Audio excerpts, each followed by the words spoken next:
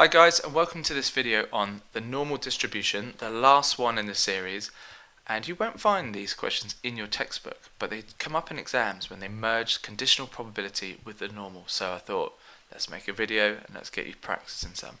So this formula, you need to know off by heart. The probability of an event A happening, given that B is happened, is this. And it's easier to explain it using a Venn diagram. So if I draw my circles, my events. So given that B is happening, it means we're looking at all the data in here. A happens, so we're looking at all of those. What's the probability that A happens? Well, that's this bit in here. So you can see the intersection over our whole sample space there. And we're going to be using this in the normal distribution, so let's check it out. Right, so I did have a nicer version of that. Let me just see if I can pop that in. I'm just going to pause the video and put it in. There we go. Now, so a machine produces cylindrical rods with a diameter. So it's a pretty standard question at this point. So let's set out our parameters and define our random variable. So let's let x be random variable, the diameter of the rod. Okay, and so we know x is distributed normally, right? So the mean is 1, and we have a standard deviation of 0.01. Okay, so we're told a rod is satisfactory if it's between these two. So let's draw a picture. You must draw a picture. We've got a mean of 1. We're interested in this value here of 0.993. Obviously it'd be a lot closer, but I'm just drawing it there just to make it easier for me. So we just got to work out that. So that's a pretty standard question. You're just using the normal CD, lower value, upper value, and you've got the parameters up the top here in our distribution. And when you type that in, you get 0.71347, and go ahead and store that in your calculator or something. Okay, so here's the conditional probability, the bit I'm interested in. And we're not actually going to do part C, I don't want that bit, I just want part B. So given that, so I'm going to put my given sign here, that the diameter is greater than 1. So x is greater than 1. And we've also got to find the probability that the rod is satisfactory. Okay. So this is actually quite a difficult question. And to do it, I'm going to need to draw another diagram. That people that don't draw diagrams often get these wrong. So it says, given that it is greater than 1. Okay, so that is our sample space we're looking at. We're only looking at data values in that point. Well, that's half the distribution. So our denominator must be 0.5. Right, but to be satisfactory, we know it's between these two values. But you can see that the left half of it, that is nothing, it's not in our sample space. So we're actually only interested in these values here.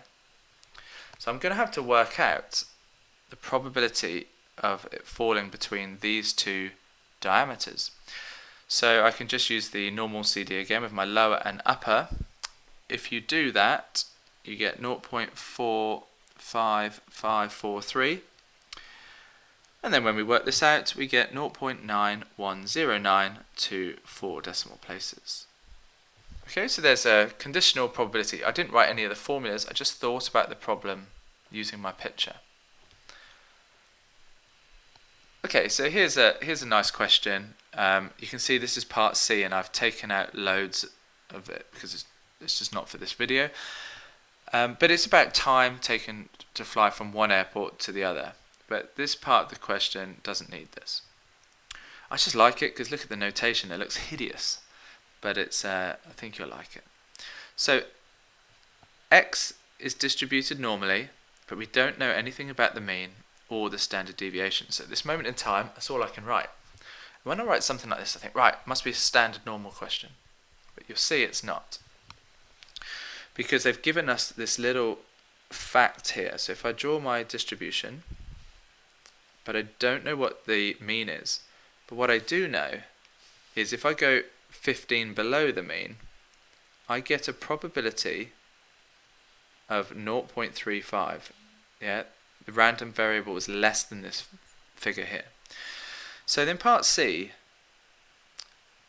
what we're looking for is, if I just underline it instead of writing it all out, so given that it's greater than this figure, so actually we're looking at all of this. So our denominator is going to be 0.65.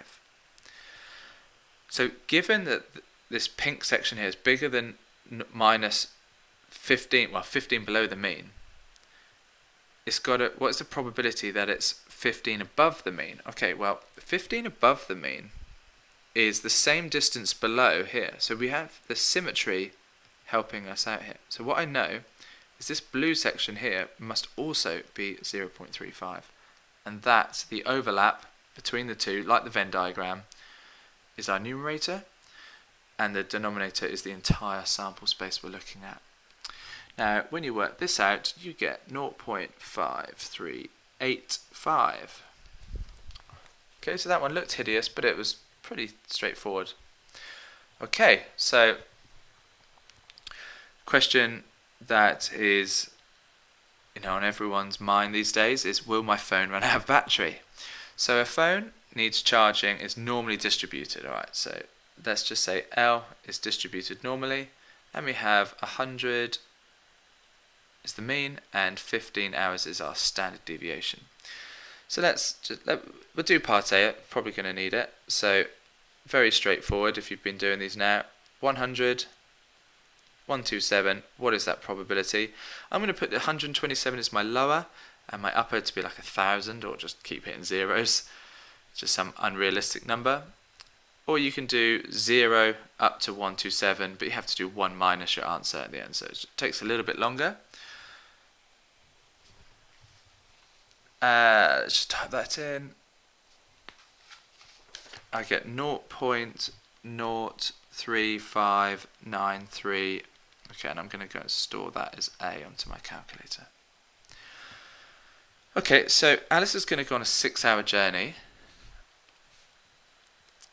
and it's 127 hours since she last charged it. So that's a total of 133 hours without charging her phone. So what is the probability that she would not need to charge her phone? Okay. Let's draw a new picture.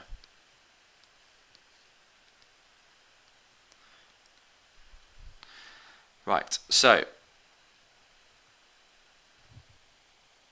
what we're looking at, what is our sample space for this one?